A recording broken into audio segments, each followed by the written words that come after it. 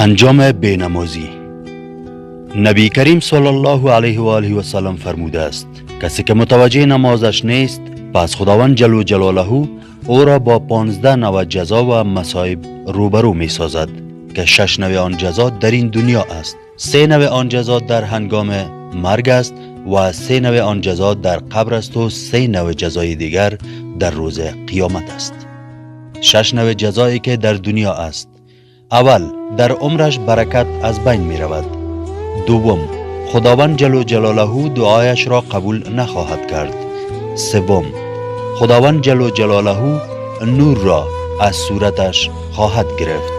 چهارم، از وی تمام مخلوقات دنیا نفرت و پرهیز خواهند کرد. پنجم، خداوند جل جلاله در قبال هیچ عمل نیک وی ثواب و اجر نخواهد داد. ششم، شخص بینماز هیچ وقت در دعاهای اشخاص نیک شامل نخواهد شد. 3 جزایی که در هنگام مرگ برای شخص بینماز است: اول، با بسیار سختی می میرد. دوم، در حالت گرسنگی می میرد. سوم، در حالت تشنگی می میرد. حتی اگر تمام آبهای اقیانوس‌ها را هم بنوشد تشنگیش رفع نخواهد شد. 3 جزای قبر: اول، خداوند جل جلاله قبر بینماز را آنقدر تنگ می سازد که از سمت راست و از سمت چپ استخوان‌های قبرغه آن در هم فرو می رود. دوم، خداوند جل جلاله جسد شخص بینماز را با قوقها یک جای در آتش خواهد انداخت. سوم، خداوند جل جلاله بالای جسد وی یک مار را به نام زورآور تعیین خواهد کرد که از صبح تا به چاشت و از چاشت تا به دیگر به همین ترتیب در بدل هر وقت نماز که او نخوانده است در طول روز و هر روز او را خواهد گزید و با هر بار گزیدن شخص بینماز 70 بار در زیر زمین فرو خواهد رفت. دوستان عزیز، بیایید که درباره تارک نماز از احادیث هم بدانیم.